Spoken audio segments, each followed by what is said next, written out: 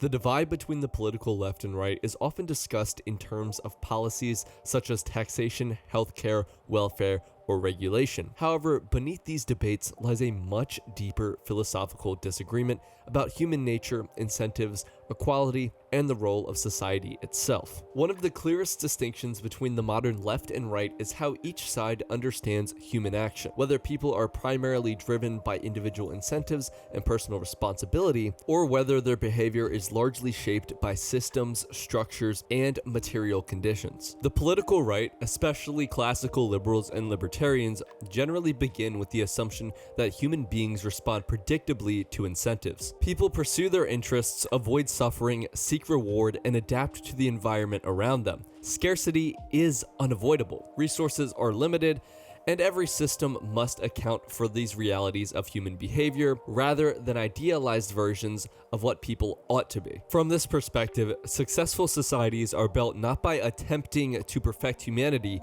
but by creating systems that channel ordinary human motivations into productive outcomes. Markets, private property, competition, and voluntary exchange work precisely because they acknowledge human imperfection. A business owner seeking profit must satisfy customers to succeed. Workers improve their skills to earn higher wages. Innovation occurs because people are rewarded for taking risks. In this view, economic progress emerges not from centralized planning, but from millions of decentralized decisions made by individuals pursuing their own goals. Thinkers such as Friedrich Hayek and Ludwig von Mises argued, no government or central authority can ever possess enough knowledge to efficiently organize an economy. Human knowledge is dispersed throughout society, and prices in a free market communicate information that planners simply cannot replicate. More importantly, the right tends to believe that incentives apply equally to politicians and bureaucrats. Governments are not composed of morally superior individuals immune to self-interest. State actors pursue power, prestige, re-election, and institutional growth just like anyone else. This creates one of the central criticisms the right levels against the left. Many right-wing thinkers believe leftist ideologies underestimate the importance of incentives and overestimate the willingness of people to act collectively against their own interests purely for moral reasons. We recently have seen this with the famous button paradox all over Twitter. Systems that ignore incentives often produce unintended consequences. Welfare policies can discourage work if poorly designed. Excessive regulation can stifle innovation. Price controls can create shortages. From the right-wing perspective, these outcomes occur not because policymakers are evil, but because human behavior simply cannot be legislated away. The political left, by contrast, tends to place greater emphasis on systems, institutions, and power structures rather than focusing primarily on individual decisions. Left-wing thought often asks why individuals are placed into unequal circumstances to begin with.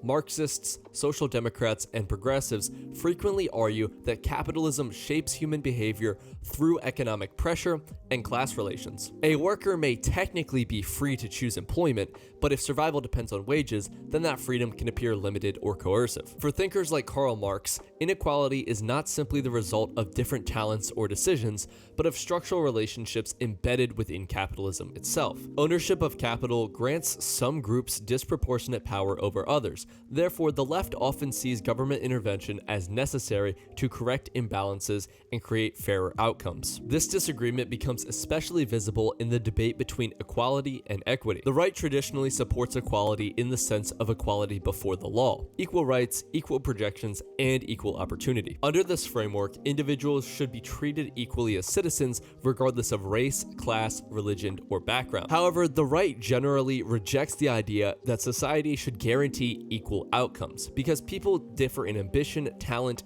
intelligence, discipline, interests, and risk tolerance. Unequal outcomes are viewed as both natural and inevitable in a free society. The left increasingly emphasizes equity rather than equality alone. Equity focuses on adjusting outcomes to compensate for unequal starting positions or systemic disadvantages. In practice, this can involve redistributive policies, affirmative action, or programs designed to reduce disparities between groups. To many on the right, however, equity becomes problematic, because it often requires unequal treatment under the law in pursuit of equalized outcomes.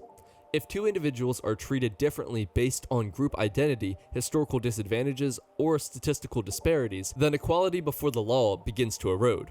Right-wing critics argue that this shifts society away from merit, personal responsibility, and individual achievement towards collective identity and bureaucratic management. Furthermore, many libertarians argue that attempts to engineer equitable outcomes frequently ignore the complexity of human incentives. If rewards become disconnected from effort or productivity, motivation declines. If success is constantly viewed with suspicion rather than admiration, innovation and ambition can weaken. From the right-wing perspective, societies prosper when individuals are free to pursue excellence and bear the consequences, both positive and negative, of their choices. This does not mean that the right is unconcerned with poverty or suffering. Rather, the right tends to believe that prosperity and social improvement emerge most sustainably through economic freedom, cultural stability, strong families, and voluntary institutions, rather than through centralized redistribution. Systems built around enforced equity inevitably require expanding bureaucratic power, which will gradually undermine liberty itself. Another major divide between the left and the right concerns the meaning of freedom itself,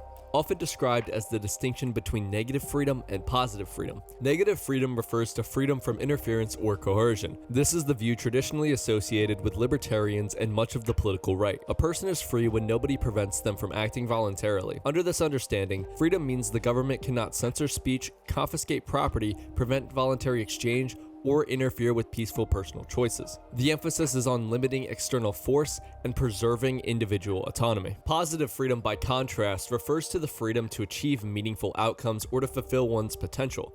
This perspective is more commonly associated with the political left. A person may technically have the legal right to pursue education, healthcare, or economic advancement, but if poverty or social conditions make those things inaccessible, then many on the left argue that this person is not truly free in any meaningful sense. From this perspective, leftists believe government intervention can expand freedom by providing the resources or conditions necessary for people to exercise their rights effectively, i.e., equity. From the perspective of the political right, the problem with positive freedom is that it fundamentally changes the meaning of liberty. Negative freedom simply means freedom from coercion or interference. Positive freedom, however, requires society to actively provide people with the means to achieve certain outcomes. In practice, this means one person's freedom often becomes another person's obligation. If healthcare, housing, education, or economic security are treated as rights, then the state must compel others through taxation or regulation to provide them. Critics on the right argue that this turns rights from protections against force into claims on the labor and property of others, basically slavery. Many libertarians therefore see positive freedom as dangerously limitless. If freedom is defined not as being left alone, but as possessing the ability to fully realize one's potential, then nearly any hardship or inequality can be framed as a restriction on freedom. This creates a justification for endless government expansion. Under such a system, the state gradually shifts from protecting liberty to managing society itself. From the right-wing perspective, this often results in the ironic situation where freedom is reduced in the name of expanding freedom. The same criticism is commonly applied to equity. This is because positive freedom and equity are basically synonyms. Equality before the law treats individuals as citizens with the same rights and standards. Equity, by contrast, seeks to equalize outcomes between groups by adjusting treatment based on historical disadvantage or statistical disparity. This undermines the principle of individualism by treating people primarily as members of a collective group rather than as unique individuals responsible for their own actions. Equity ignores the reality that unequal outcomes are not necessarily evidence of injustice. Human beings differ naturally in interests, intelligence, discipline, ambition, family, upbringing, and willingness to take risks. A free society will inevitably produce unequal results because people themselves are unequal in countless ways. Attempting to artificially engineer equal outcomes often requires increasing state power and punishing success rather than encouraging achievement. Finally, both positive freedom and equity underestimate the importance of incentives. Societies prosper when individuals are rewarded for innovation, productivity, and responsibility. When the reward becomes detached from effort or competence in pursuit of equalized outcomes, motivation declines and institutions become less effective. From this perspective, systems built around equity and positive freedom often sacrifice both liberty and prosperity in pursuit of ideals that can never be fully achieved. Anyway guys, with that being said, I hope you enjoyed the video. Quick little video essay, just wanted to get something out today. If you enjoyed the video, don't forget to like, comment, and subscribe. Maybe become a member if you're feeling generous, or leave me a super chat. You know, every little bit helps to keep me doing content here. So anyway, guys, thank you so much for watching, and I'll see you in the next one. Goodbye.